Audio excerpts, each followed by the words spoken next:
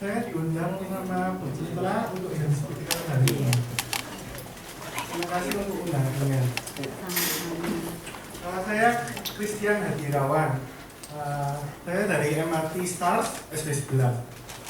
Saya unit manager promosi tahun ini.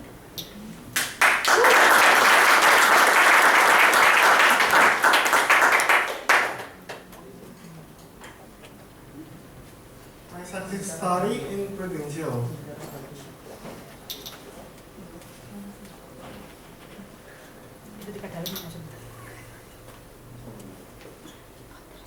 Lahir di Surabaya 29 Juni 92. Anak pertama dari dua bersaudara, dibesarkan dari keluarga sederhana. Saya anak pertama dan adik saya Mimi, adik perempuan saya, kelahiran tahun 96. Oke, latar belakang sekolah. Saya dulu SD di Saverius, SMP-nya di Stanislaus, dan SMA-nya juga di Stanislaus. Kuliahnya di WM, Widya Mandala, angkatan tahun 2010. Oke, jelas dari latar belakang sekolah saya. Ini foto saya waktu SD.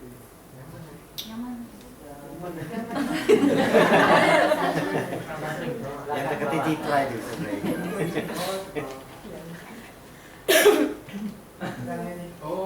Kurus. Penghasilan kurang. Karena pembagian presidensial. Ini waktu SD itu waktu wisuda, tambah gendut. Meningkat. Jadi Prudential pada agent 29 Juni 2013. Waktu itu saya masih kuliah semester 5, semester 6 di WM, jurusan accounting. 2014 agent, 2015 masuk AUM, promosi UN baru 2016 ini. Oke. Awal-awal saya di Prudential, semester 6 berikut oleh leader saya Pak Gunawan. Duduk di situ.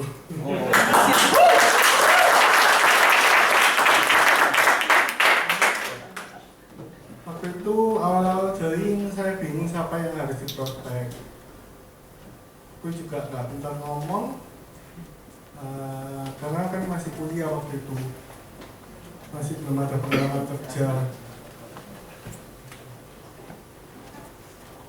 Lalu betul-betul ikut sistem training aja di MRT dan ikut training di Prudential kayak AWS, kayak apa lagi, PFA gitu loh. Upgrade knowledge, ikut sistem training, ikut AUM class. Di MRT ada sistem untuk agent yang mau naik UM, namanya AUM class gitu. Kita dikasih ilmu dan juga dikasih target tiap minggu, tiap bulan harus ada laporannya, harus ada produksi, ada rekrut agent juga. Kayak itu harus naik UN ke AUM class, ikut one day seminar. Setiap tahun MRT ngadakan one day seminar, setahun itu ada 3 kali. Nah, one day seminarnya biasanya ngundang speaker dari luar, biasanya dari Jakarta, ada yang dari Jawa Tengah, macam-macam. Lalu ikut seminar EPLIC, Asia Pacific Life Insurance Congress. Waktu itu di Nusa Dua, Bali. Itu speakernya juga dari orang luar negeri, ada yang dari Malaysia, ada yang dari Amerika, macam-macam. Dan saya juga mengikuti CFP, Certified Financial Planner. Ini khusus untuk financial planning. Jadi belajar bayarnya 10 jutaan waktu itu. Jadi harus investasi layar ke atas. Ini waktu AUM class. Nah yang AUM class itu banyak ini. Rata-rata semua kayak UN semua, UN baru.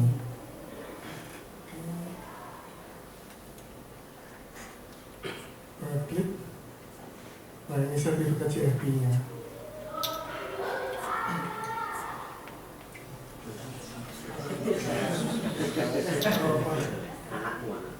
males memang.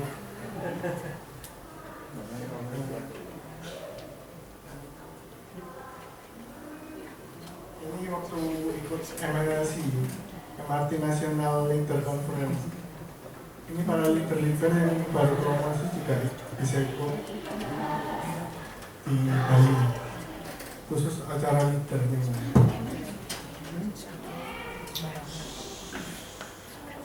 Prestasi di Provinsial dengan satu Bali.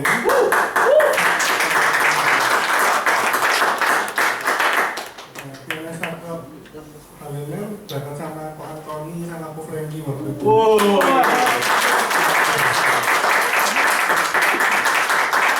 Diri Pak Antoni? Ya.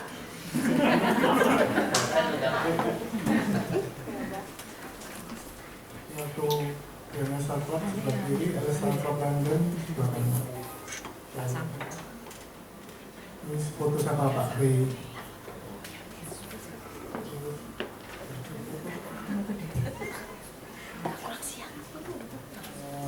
Dulu awal-awal join sih kebanyakan prospek.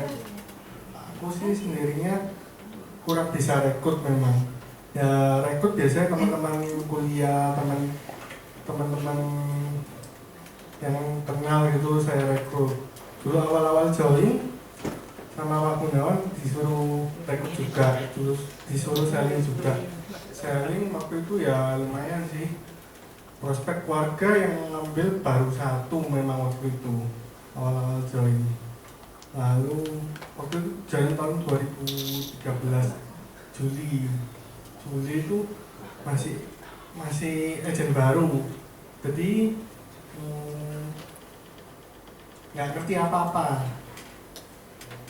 Bodoh-bodoh ikut sistem, ikut training, hari Sabtu datang kantor, hari Senin datang kantor.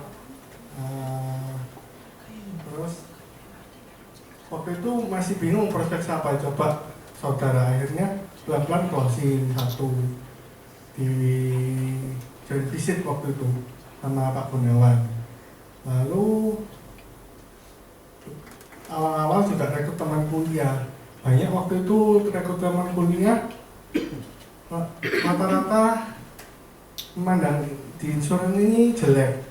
Jadi maksudnya buat apa sih kita lulus kuliah tinggi-tinggi kok jadi agen asuransi? Jadi dipandangnya negatif itu. Merasa kalau kita sudah kuliah tinggi-tinggi buat apa jadi agen asuransi? Tapi kata Pak Gunawan Biarno, yang penting kamu tetap stay di bisnis ini. Kamu buktikan aja sama mereka kalau kamu tuh bisa di sini. Terus berapa rekrutan itu muntaber semua. Yang muntaber, ya yes, gak apa-apa, kamu tetap stay di sini, bukti nol ya. Nanti kamu jadi gitu. Lama-lama income mulai naik, mulai dari penghasilan ratusan ribu, 1 juta, 2 juta, 3 juta naik terus. Income naik sampai setahun lebih itu income ada kepala 8.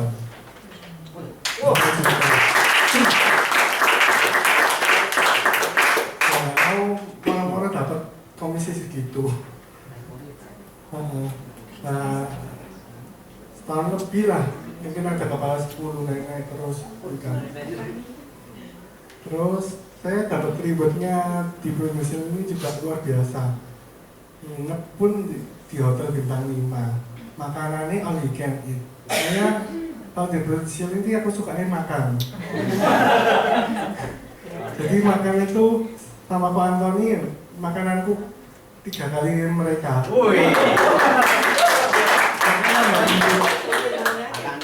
Dulu kurus, nah dulunya kurus kayak ini, sekarang jadi gendut. Dulu masuk Provinsial berat badan masih 75 awal-awal, sekarang 90.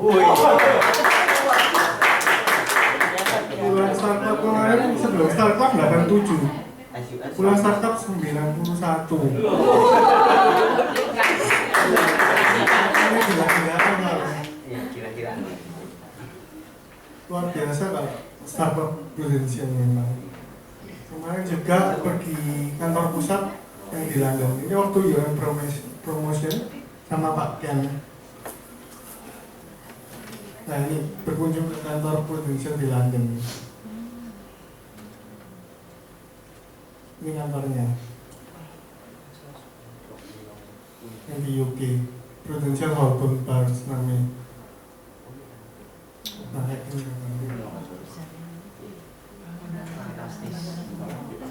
Bagus memang bangunannya. Bangunan kuno memang berdiri kan sudah lama 1848 di London. Rumahan.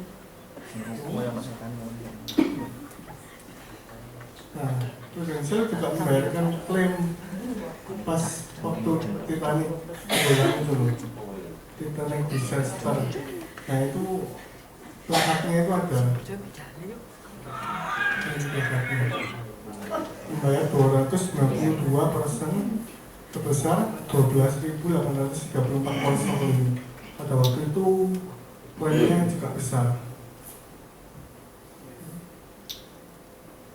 Dokter saya, ini nenek leader saya, Bu Ireng.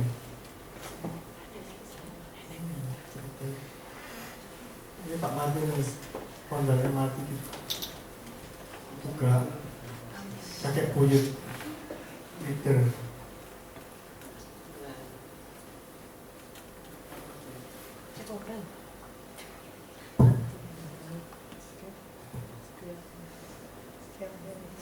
Ini waktu UN promotion kita foto bareng sama Anthony sama Kukanti.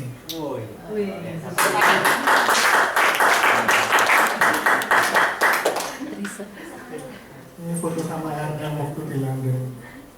Pak Rina dulu muda.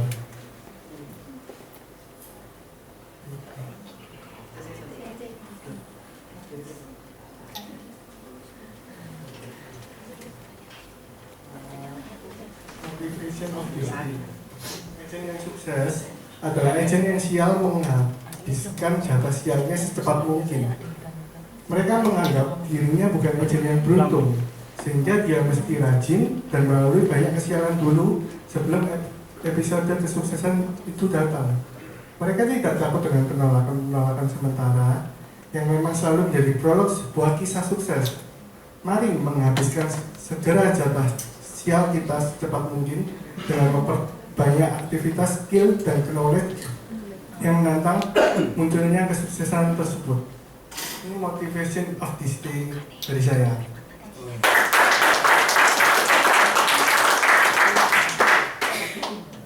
Welcome is not how you start, it's how you finish the race. And see you at the top. Saya ini bisa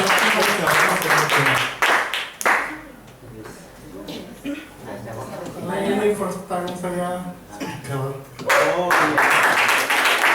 Saya harus ngomong apa, saya pun bikinnya cepat. Iya. Ada pertanyaan dari tepuk tangan dulu buat Kak Tia.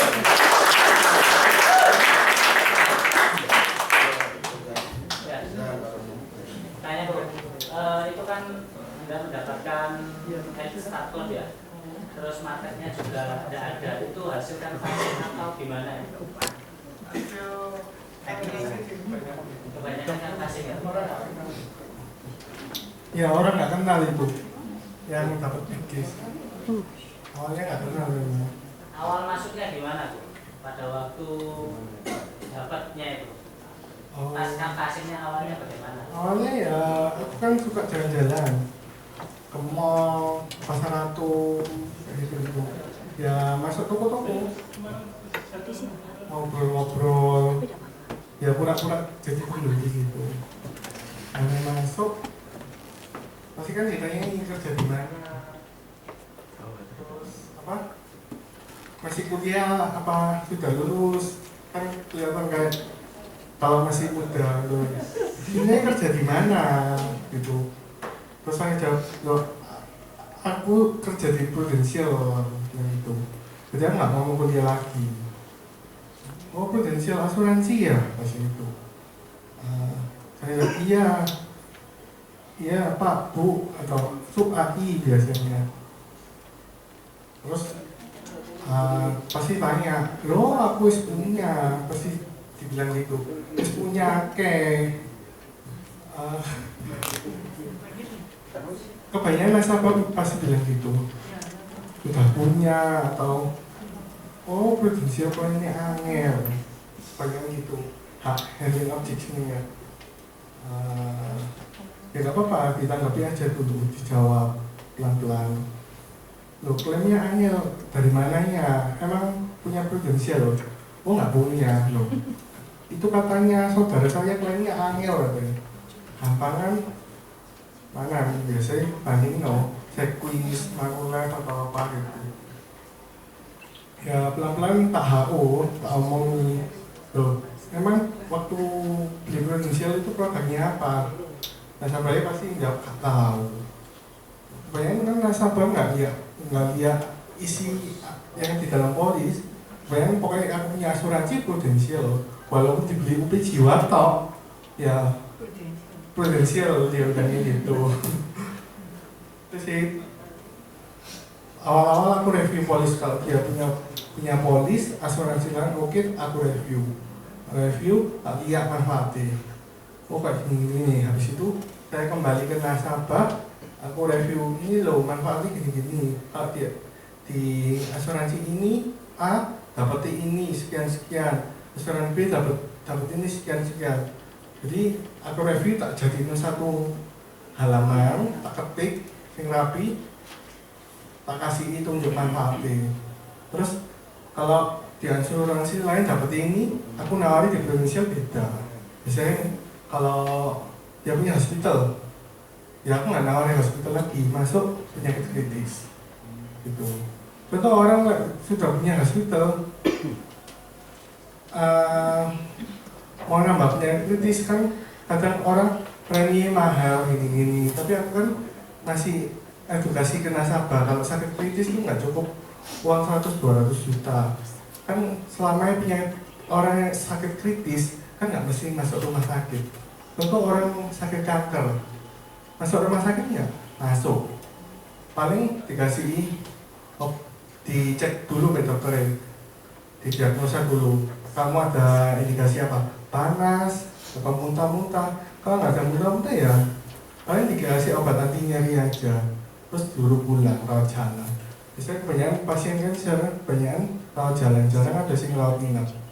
Itu. Kecuali kalau sakitnya tinggi baru rawat inap. Kan emang hospital kan nggak kepake. Jadi aku edukasi ke nasabah, kalau punya dapat UPP-nya kritis, bisa untuk beli obat atau pakai pengobatan alternatif. Biasanya sekarang kan pakai herbal atau dari China atau dari mana, kan bisa beli dari uang ISCC atau CCB itu gitu. Tidak ada lagi pertanyaan?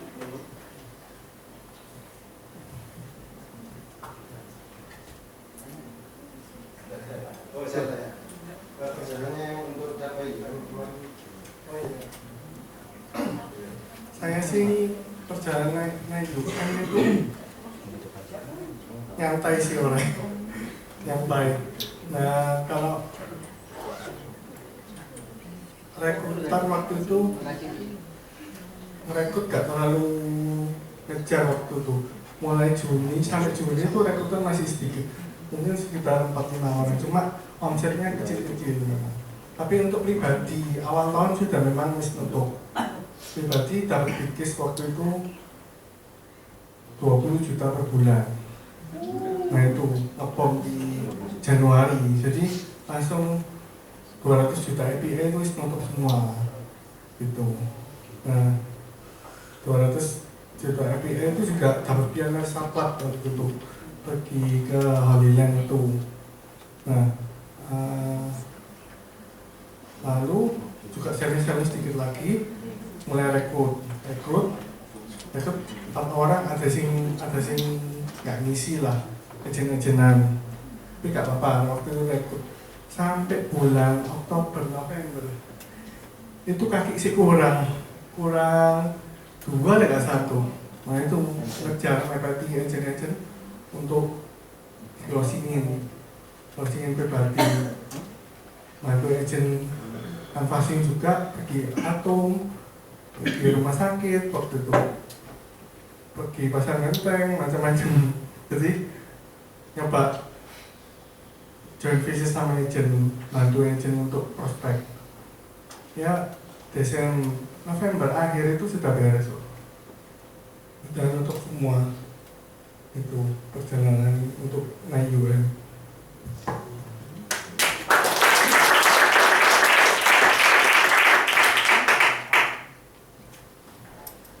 Kamu kan kebanyakan canvassing ya, otomatis kan banyak yang orang nggak dikenal ya. Cara Kokonya itu meyakinkan dia biar lebih percaya sama Koko itu gimana? Sering dimampiri. Satu kali Walaupun tidak ngomong asuransi, jadi pura-pura nonggo itu. Ya apa kue rame ta? Sekarang ya apa ngerjain ini tok lah, apa ada kerjaan lain, misal ada usaha lain gitu. Oh enggak, ini tok toko. Jadi ini sepi, kadang rame biasa gitu. Karena nggak selamanya toko itu kan selalu sepi. Terus biasanya tak kudai, oh AI lah sepi ngomong, rame nggak ngomong, karena tak kudai gitu. Wae rame nggak manggil aku, tapi wae sepi sambat. Gitu, tak kudai guyon-guyon. kira-kira harus closing berapa lama pertemuan closing? Bahkan masih memang nggak bisa langsung. Ya mungkin pertemuan 5 ke 6 ke 7. Awal-awal nggak bisa, kan kita kan dapat data pun itu pertemuan kedua ketiga gitu. Terus kalau itu Mbak, setelah setiap closing itu Mbak hubungannya lebih dekat lagi gimana? Selalu bawain apa-apa gitu apa gimana? Biasanya dijak makan bareng. Yang ngajak siapa? Kokonya ngajak makan bareng? Iya. Kliennya sing bayarin biasanya.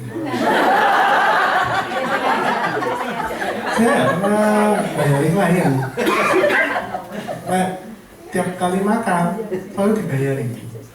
Jadi mungkin kliennya kan udah umur kan 40 ke atas, pengennya senyum-senyum sih bayarin kan nggak masuk akal. Kadang ayo makan mari makan tak gitu. Oh, ya pas makan itu baru cerita asuransi. Ya Pak asuransi rame tak. Terus aku bilang ya rame semua loh, bayi lahirnya bisa tak prospek kalau ngomong gitu. Baru nyambung asuransi. Memang enak tak kerja asuransi gini. Kan penghasilannya nggak tetap gini. Mending sih ngerjain lainnya. Jadi buka toko ta, jadi kerja di bank gitu. Kamu kan lulusan accounting, harusnya kerja di bank gitu. Kan bayarannya lumayan, nggak apa-apa lah. Pengalaman awal-awal Sandio Sitio 3 juta 4 juta kan lumayan. Terus enggak aku ngerjain di prudensial lain gitu. Aku full time di sini. Mungkin nasabah lihat diri kita full time, nasabah itu mungkin ada trust gitu. Itu sih cara pendekatannya.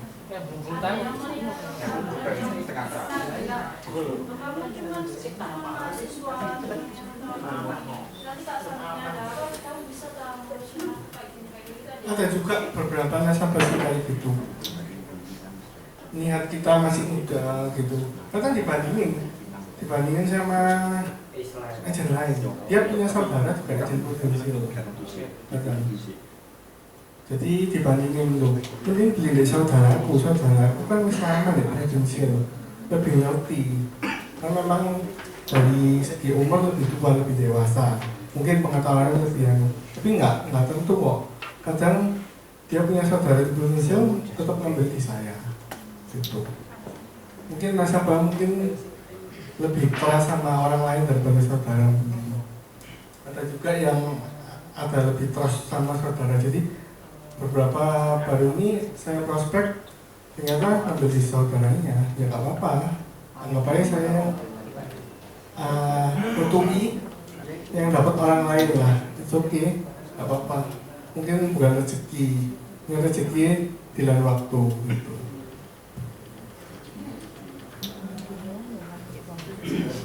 Jam kerjanya gimana? Tanya jam kerjanya gimana? Dari jam berapa sampai jam berapa? Saya jam kerja saya ini nyantai sih. Bangun itu siang, masih bangun jam 8, jam 9. Ya, kebanyakan nggak prospek malam memang. Kebanyakan sore sampai malam itu bisa prospek. Kadang pulang sampai jam 11 malam, jam 12 malam itu untuk prospek.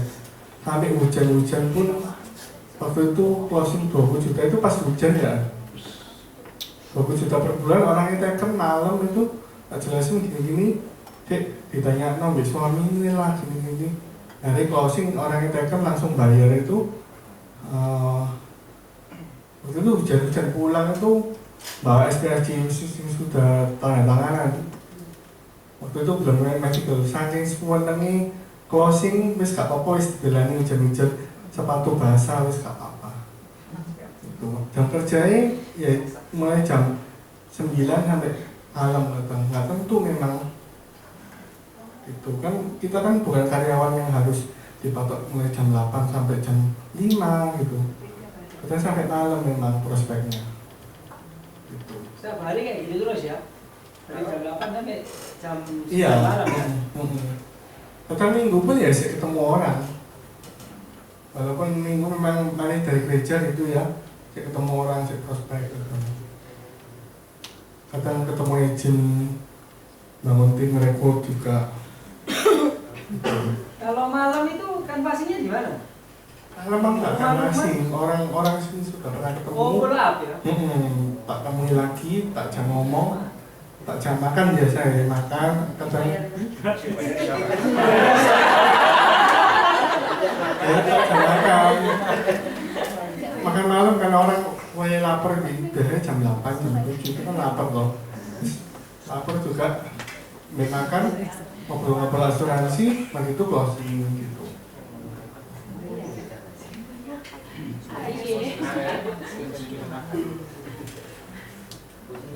Ada yang lain? Kalau yang tadi di case 20 juta per bulan, itu siapa? Terus ceritanya bagaimana? Lengkapnya. Siapa ya Pak? Yang 20. Yang 20 juta Yang per 20 bulan. juta. Oh itu orang lain, ring 3 lah. 3 kali. Ring 3. Ring 3. Ring 3 orang yang dulu gak kenal, mampir ke toko. Nah, ya waktu itu asuransinya juga banyak nasabah itu.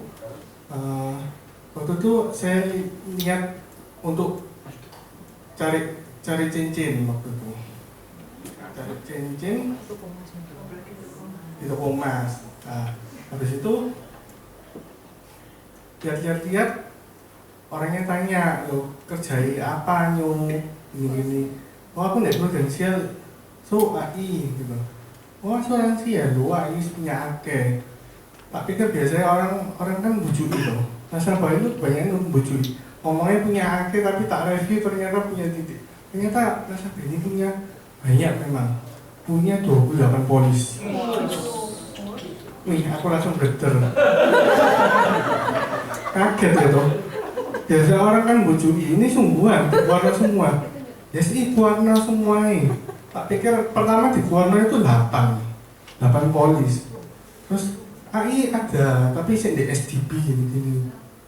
Apa sini mau nunggu tak ambil no, tak suruh apa? Sopirku ngambil no di rumah bagian. Oh gak apa-apa nanti janjian lagi ya. Janjian lagi siap no, kita ambil KB. Nah waktu itu wis siap no, hari itu wis janjian ambil ternyata polisi itu total tak hitung 28. Terus di sangoni kresek kanan kiri wis bawa wabot. Tapi untungnya kuat ya bawa ini. Polisi itu kan berat tebel-tebel juga. Untungnya kuat soalnya wis latihan. Dulu kan memang papa saya kerja LPG loh. Presiden yang satu ya, jadi kuli. Dan papa saya distributor LPG juga dulu sempat bantu, jadi angkat-angkat polis berat pun sih kuat gitu. Nah 28 polis itu akhirnya tak bawa kantor waktu itu. Sampai leader saya Pak Gunawan sama Bu Iren kaget. Wih, cek ake nih jadi. Waktu itu tak bawa kantor. Nah leader saya kan Bu Iren kan dulu orang Manulife juga. Beberapa ada polisi Manulife, ada 3 atau 4 kalau nggak salah. Oh produk ini, tiap-tiap produk ini yang elek gini. Kok ada ya yang jual produk kayak gini. Terus akhirnya saya review, dia sudah ada hospital, ada macam-macam, banyak UP sih, UP sama investasi kebanyakan. UP pun sedikit-sedikit, sekitar ada yang 200 juta, ada yang 350, beberapa ada yang besar 500, nggak ada sing satukan ke atas. Oke, akhirnya saya review, tak jadinya satu halaman, tak ketik. Habis itu saya datang lagi, Pak jelasin gini-gini, manfaatnya ini, dia punya asuransi A dapat ini, asuransi B dapat ini gitu. Akhirnya saya buatin proposal waktu itu. Saya ngira kan mau nembak waktu itu 5 juta. Terus kata leader saya, ojo, kecilian itu orangnya pengusaha kok, kamu buatin segitu. Buatnya waktu itu 14 juta per bulan. Nah dari 14 juta itu tak buat nggak kebesaran masuk saya tanya leader saya, enggak coba naik kamu ngomong buatan saat ini. Nah saya melihat karena dia polis sebelumnya nggak sebesar itu, paling mentok lah 5 juta per bulan kebanyakan, antara 1 sampai 5 juta per bulan polisnya. Nah kalau ditembak 14 orangnya apa nggak kaget, pikirku gitu. Tapi saya follow the leader, saya coba, akhirnya orangnya mau waktu itu tanda tangan lalu diganti gitu. Akhirnya dari 14 juta itu ternyata dia medicalnya kurang bagus, kena urinnya atau apanya gitu loh. Akhirnya kena extra premi pun jadi 20 juta gitu Pak itu. Dan ISCC-nya ditangguhkan, jadi nggak diterima ISCC-nya, ditolak sama Prudential. Bisa nunggu 2 tahun lagi. Tapi waktu itu saya waduh mati kena substandard gini, kena extra premi, mau nggak ya orang ini. Terus pelan-pelan aku ngomong, sorry, ini sebelumnya kan 14, sekarang naik jadi 20 karena medical check up-nya jelek. Saya ngomong ke nasabahnya pasti ngomong, wih, cek ake kacek itu gini. Pasti grundel nasabahnya ngomel. Aku loh, sehat-sehat gini diomong sakit. Dia ngomong gitu. Terus, ya apa ya, aku jadi ngambil, enggak ya, aku bingung ya, cek api kiri gitu. Waduh, langsung si agent ya, jadi down langsung. Ya apa ya, ngomong apa lagi, tapi akhirnya aku kasih pengertian gini, ini sih murah loh, saya bisa masuk ini namanya murah. Lek wis gak bisa dibeli, benar-benar ditolak itu baru mahal. Saya bilang gitu. Oh iya ta, kecuali AI wis pernah sakit gitu. Ini kan AI nggak pernah sakit, dikasih extra premi karena apa? Prudential kan mengindikasi kalau hasil check up-nya mungkin ke depannya nanti ada resiko di depannya. Biasanya dokter asuransi itu melihat resiko yang akan datang, bukan yang saat ini. Memang saat ini sehat-sehat, tapi kan 1-2 tahun ke depan kan kita nggak tahu orang sakitnya apa gitu. Dari kena extra premi, oke tanda tangan substandard. Nah tanda tangan substandard itu berapa bulan wis issued waktu itu, case-nya issued kena apa?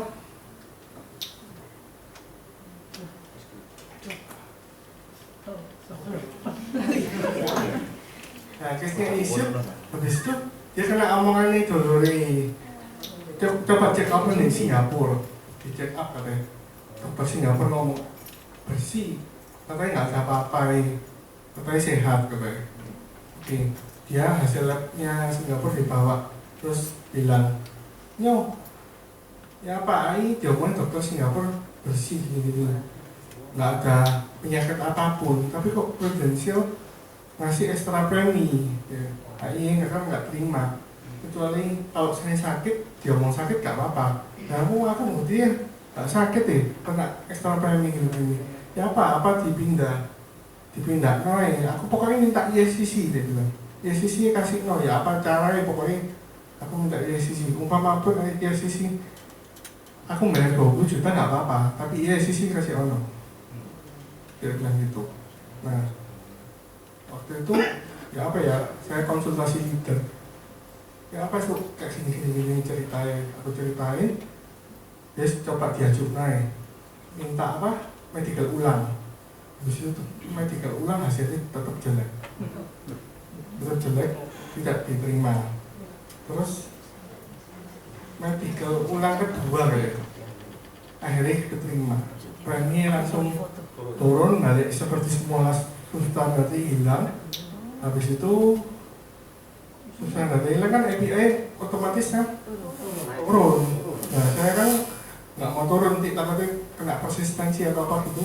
Akhirnya tetap preminya 20 juta, cuma tanpa saya tambahin CCP jadi sama UB Jiwa. Jadi CCP-nya pokoknya total itu CC-nya itu ada 5M mungkin ya.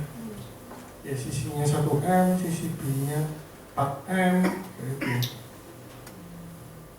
Itu sih ya ceritanya. Tapi sakitnya apa ya? Pusat. Nggak sakit, cuma medikalnya jelek. Urinnya ada eritrositnya, ada darah. Itu aja. Mungkin nasabah kan nggak tahu, mungkin lagi haid atau apa kan bisa. Kalau cewek kan biasanya mungkin waktu medical check up itu kan nggak ngerti. Asal medical aja. Tadi yang pertemuan sekali pertama aja, gimana cara ada orang tuh mau percaya bawain buku, balasan buku itu? Oh enggak, itu pertemuan ketiga kalau keempat baru review polis. Tanda tangan itu pertemuan ketujuh kayaknya. Emang agak lama memang. Iya. Iya. Sampai tinggal lagi, ya apa caranya? Ngaju atau banding. Sampai 2 kali ya? Banding. Saya sendiri kok, nasabahnya saya juga. Enggak, aku sih bayarin. Jadi bayarin waktu itu. Kan tes urin kan murah kok. Iya. Nggak sampai ngomban. Oh cuma 1 tutor ya? Iya. Banding lagi akhirnya diajui diterima. Punya waktu itu eritrositnya turun. Mungkin habis lepasnya haid, jadi dia lepas dong gitu loh. Sama minum air yang banyak. Usia berapa? 40-an. Masih muda. Iya.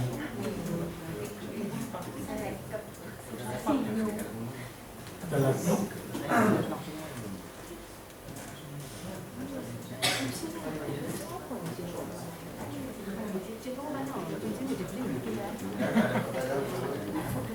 Beri tepuk tangan lagi buat Pak Justin.